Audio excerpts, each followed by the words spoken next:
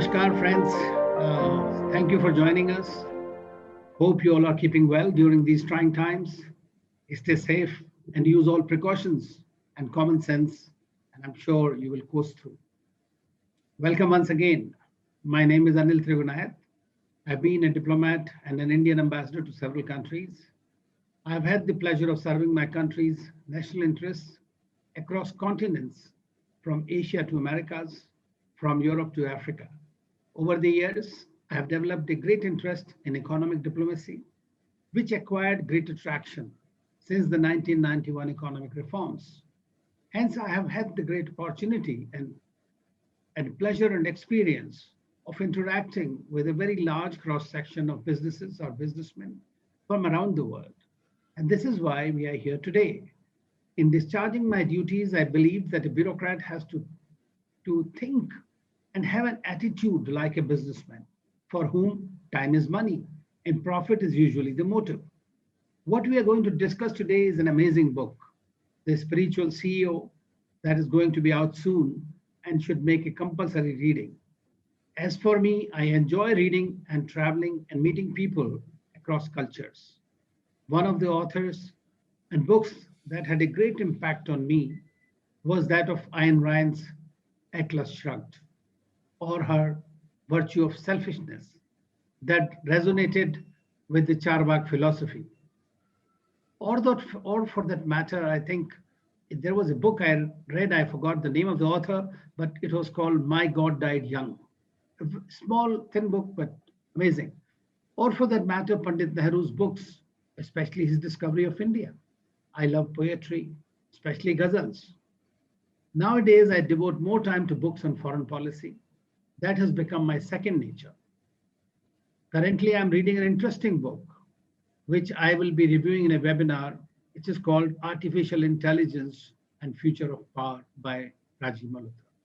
Friends, books are very important, is an understatement. People are losing reading habits nowadays, despite Kindle and the net. Google findings are becoming global standards of plagiarism. I recall during the 2000, that is Y2K movement, when I was in Moscow.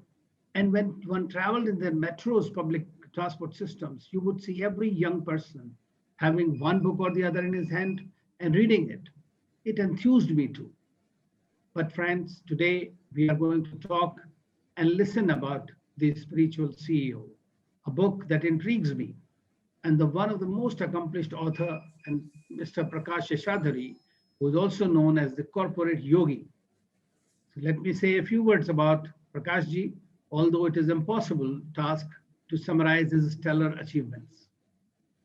Corporate yogi, he's also Mr. Prakash Seshadri is the founder and CEO of Sea Change Consulting. Based in Chennai, he is known for his path-breaking work on several fronts, be it writing books, turning around organizations, CEO coaching being, a keynote speaker, a movie consultant, a sports coach, and an avid nation builder. He has been meditating for close to 3 decades now, and the mix of management, leadership, and spirituality-based writings, and talks of his books, much needed clarity to emerging and leading CEOs. He has written nearly a dozen books that have been illuminating, to say the least, and have been very well received. His latest book, which we are going to speak about, Spiritual CEO, is coming out shortly, and is indeed my proud privilege to introduce him and the book to you. I request him to share a few insights on this magnum opus of a book. Although most of the reviews have uniformly called it as a wonderful blend of management and spiritual wisdom to let the CEO take wings and reach higher levels of self-actualization through a fascinating storytelling technique from the Indian mythology. Mr. Prakashji, can we ask you one simple question, because the title itself intrigues me. What the spiritual CEO can do to this world, or in this world, especially in these times? Thank you, sir. I mean, I'm really humbled and honored to be in conversation with such a prolific personality like yours. And words that come out of your mouth really would inspire many people to go ahead and make some of the changes that I've suggested in this book.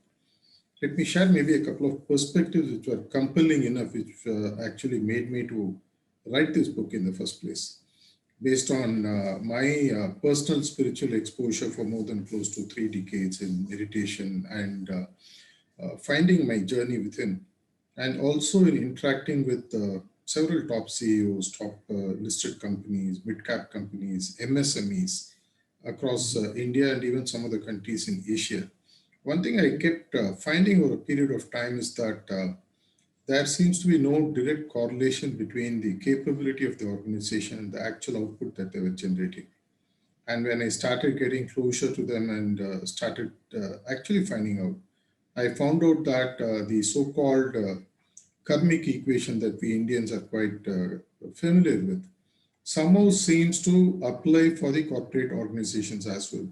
In a very mysterious way, when one single person is changed in a team, the fortune of the team or the organization itself seemed to change.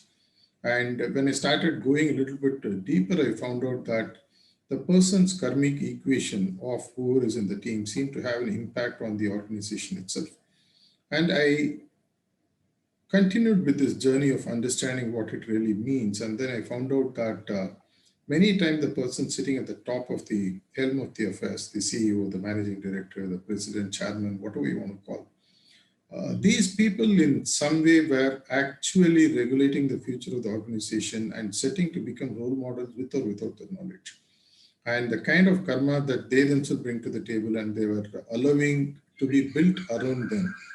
And to a great extent, these were determined by the conscious values that the organization are propagating internally and following. Some of the top-notch organizations I have done consulting and coaching work with, the only motive, as you beautifully pointed out, has been what Peter Drucker would famously say, the sole purpose of business is to make money, period.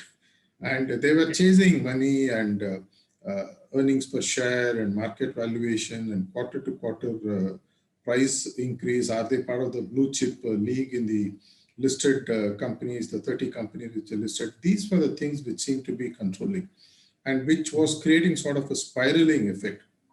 The kind of output they were creating were actually taking them further and further down into the cesspool. And they were not really realizing. Many of the CEOs I worked with have openly admitted in private conversations that in spite of them being successful, in spite of them having some of the best comforts that money can ever buy, they still were not peaceful at their heart.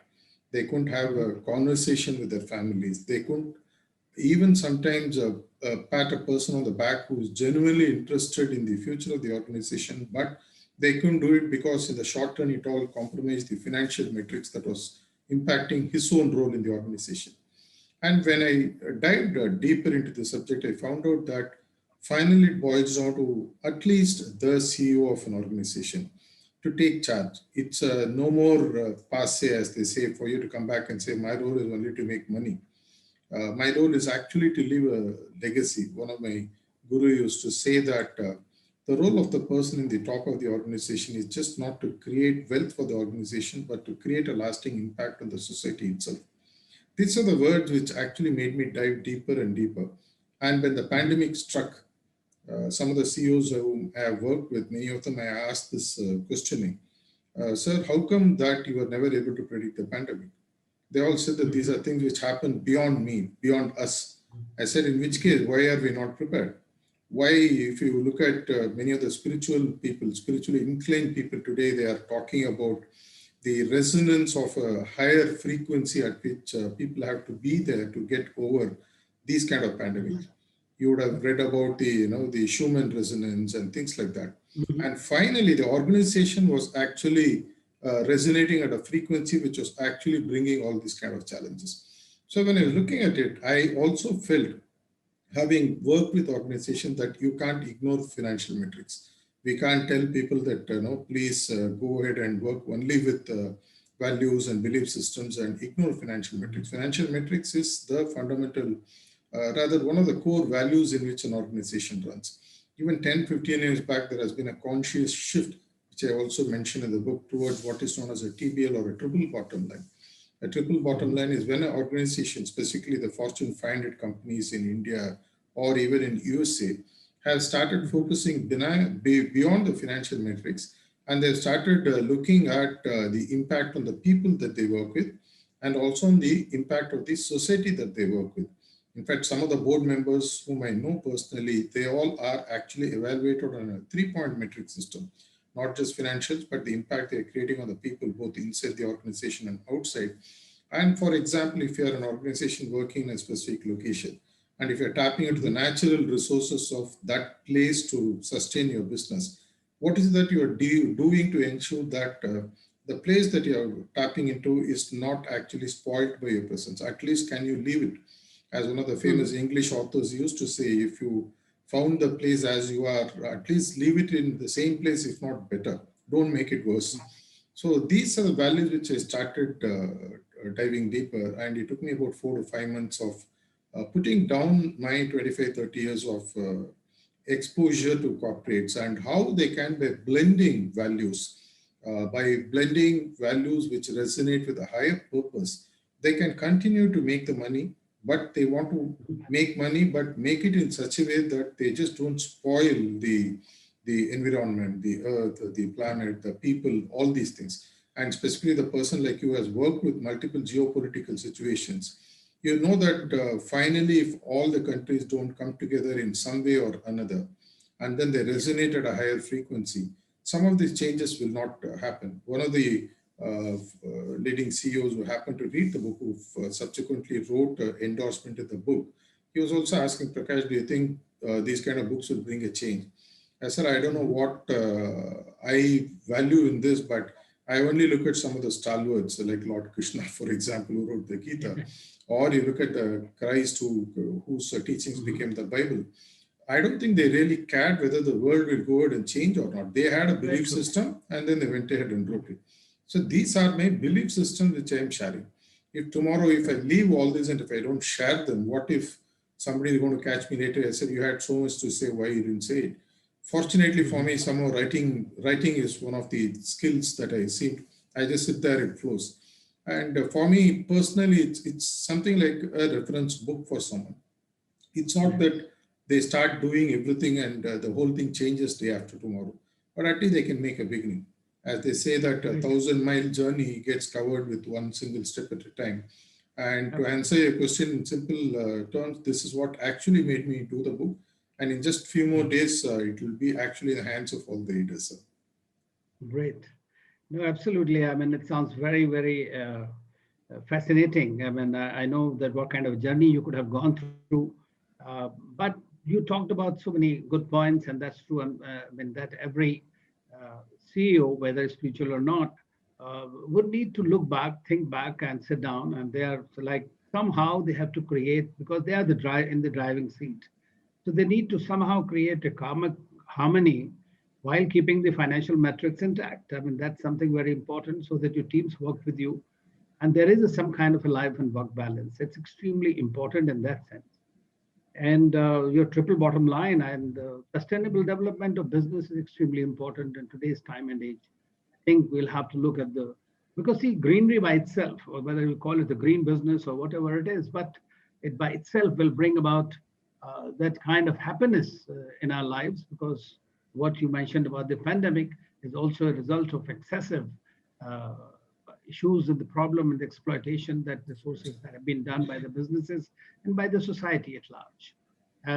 But coming to next thing again, uh, do you think that there can be a compassionate capitalism? Because as we know that capitalism also created Marxism in one way, and they say the Marxism, the highest state of capitalism is somehow. So let us see. I mean, that probably is what it is. Compassionate capitalism is all about. But do you think so? It can happen. I remember the famous quotation of one of the best administrators India has seen, Rajagopalachari, was the first general of the modern India, the independent India.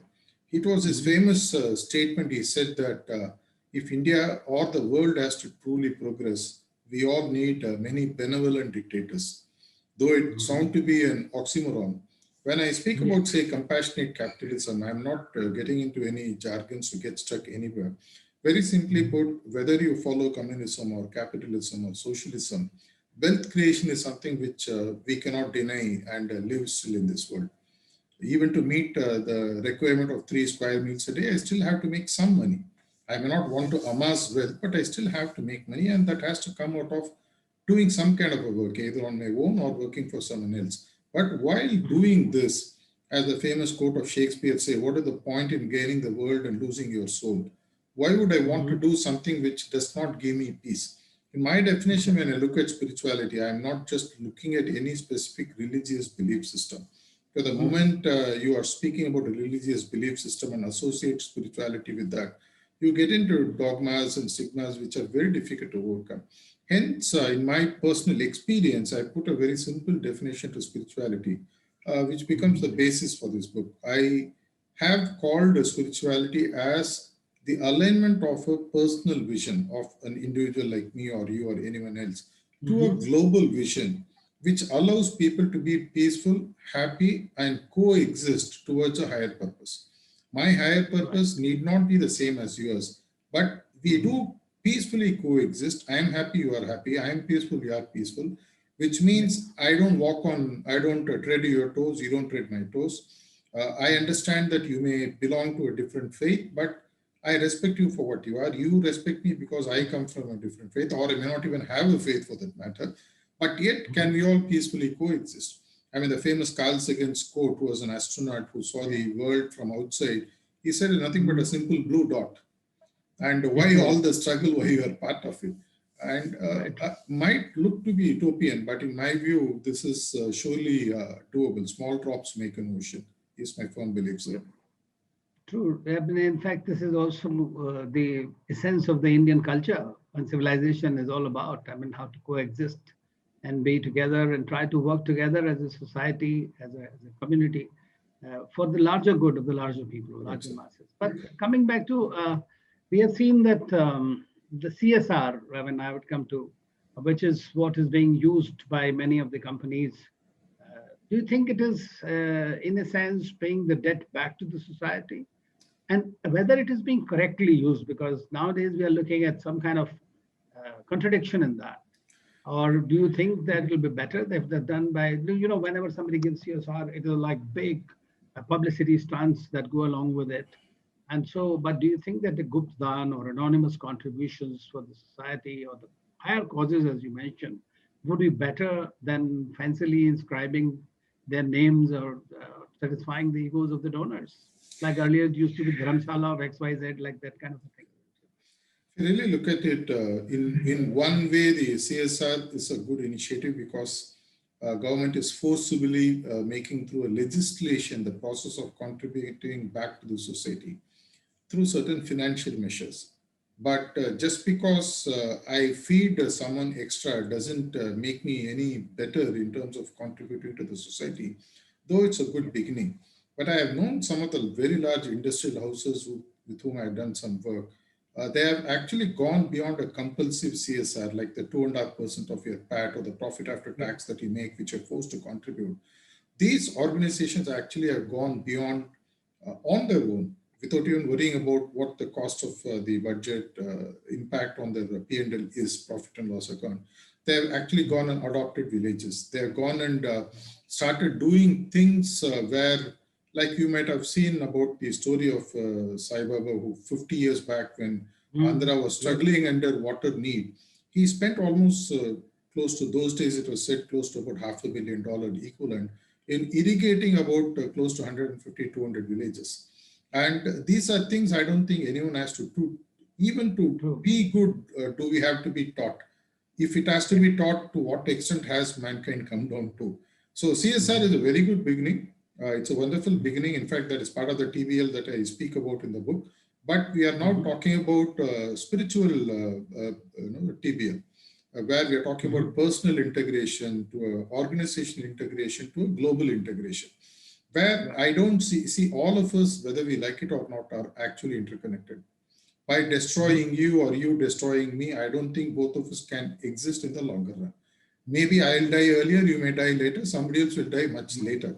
But finally, it's like the famous story of a poet who sat on a tree and cut the branch. Kalidas, who cut the branch, and Saraswati had to come and tell him, and then he became apparently a wise man. So everywhere, people like you, many stalwarts have been contributing in creating this awareness in a small way. But as we call, there's a beautiful word in English called egregore, which means a combined effect, which happens when the tipping point is crossed. And the tipping point gets crossed when a velocity is picked up. And like the rocket, you have an escape velocity, which allows you to escape gravity and launch the payload into the orbit. Books like this, in my view, not because just I wrote it, there have been several attempts from several people. People have written on ethics, people have written on morality, people have written based on Gita as leadership, Quran as leadership, things like that. Many books have come. All have one single common point: rise above the ordinary and see how you can integrate the entire humankind. There will still be differences. There will still be fights. Even within brothers and sisters in our own family, we have misgivings. All these things can surely be worked out. But can we peacefully coexist? Can we, as a corporate CEO, can I become a spiritual CEO in creating this alignment is a question that I've discussed in detail in this book, sir. No, absolutely. I mean, I see that where you're heading on that, and that's absolutely essential in today's time and age where dog-eat-dog kind of syndrome is prevailing. And we are seeing now, I mean, for example, the Gates Foundation or the people from some of the richest individuals have virtually donated nearly 80-70% of their wealth.